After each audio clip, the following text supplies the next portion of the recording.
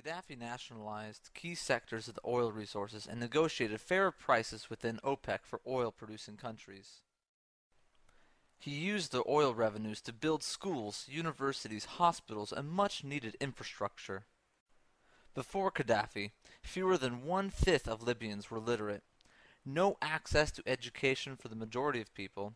And then after Gaddafi, free quality education system, including university, and the literacy rate rose to 83%.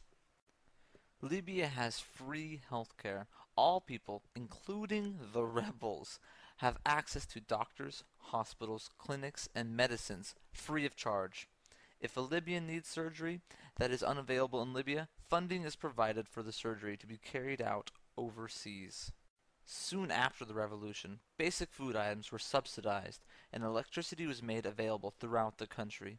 Huge irrigation projects were established in order to support a drive towards agriculture development and self-sufficiency in food production.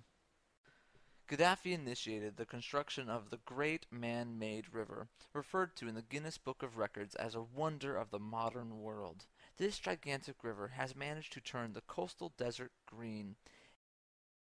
In its early days, skeptics called it the Great Madman's River, a reference to the Libyan leader Muammar Gaddafi and its enormous expense, billions of dollars.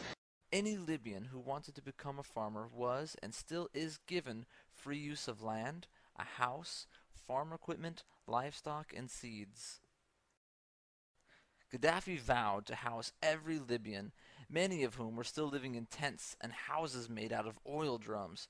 He also vowed that his own parents, who lived in a tent, would not be housed until every Libyan was housed. His mother had only one complaint.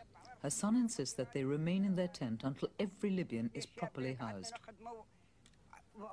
He fulfilled that promise, his own father dying before he had the opportunity to move him into a home. Large-scale housing construction took place right across the country, all Libyans being given a house or apartment to live in for free. Under the leadership of Gaddafi, Libya has attained the highest standard of living in Africa, rated on the UN's HDI ahead of Russia, Brazil, and Saudi Arabia. In 2007, in an article which appeared in the African Executive magazine, it was noted that Libya, unlike other oil-producing countries such as Nigeria, utilized the revenue from its oil to develop its country. Gaddafi believes that economic democracy can only be achieved when the GDP of a country benefits all of its citizens, and when the country's wealth is dispersed to every single citizen. Today, money from Libya's oil revenue is directly deposited into the bank account of every Libyan. Gaddafi is dedicated to the emancipation of Libyan women, encouraging them to participate in all aspects of political life. The revolution ensured that women gained full access to education and has actively encouraged acceptance of female paid employment. Libya is a very traditional society, and these moves by Gaddafi have been met with stiff resistance, especially by the forces in Benghazi. He opposed the U.S. invasion of Iraq and condemned those Arab leaders who supported the so-called coalition of the willing, earning the wrath of the Saudi monarchy when he said that the Kaaba was under the yoke of American occupation, and questioned what meaning the Hajj has for Muslims as long as the American occupation of the sacred house of God continues.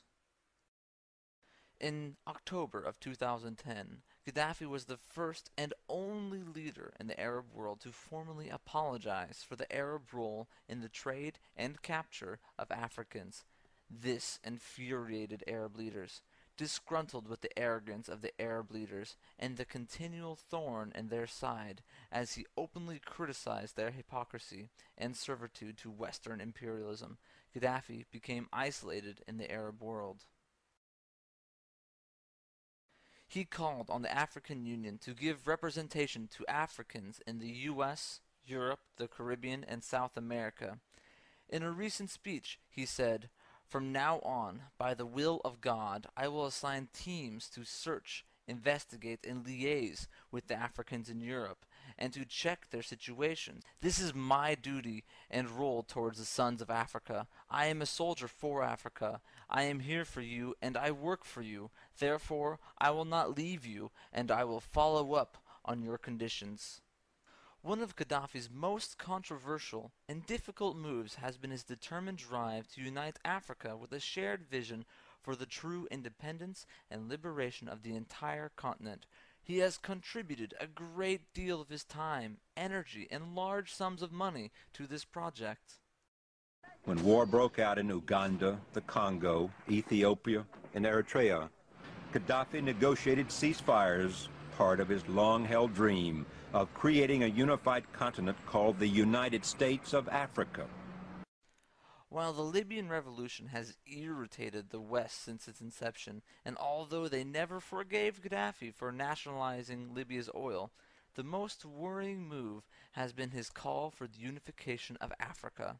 After years of tireless effort on the part of Gaddafi and the Libyan revolutionary movement, the idea of a United States of Africa is gaining real momentum and support on the continent. In 1982, the World Mathaba was established in Libya. Mathaba means a gathering place for people with a common purpose. The World Mathaba brought together revolutionaries and freedom fighters from every corner of the globe to share ideas and develop their revolutionary knowledge. Many liberation groups received education, training, and support from Libya. These are just some of the groups that Gaddafi has helped, and because of his support, Gaddafi's been labeled a terrorist.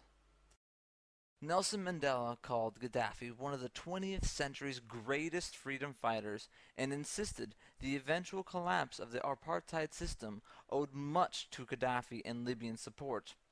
Mandela said that, in the darkest moments of our struggle, when our backs were to the wall, Muammar Gaddafi stood with us.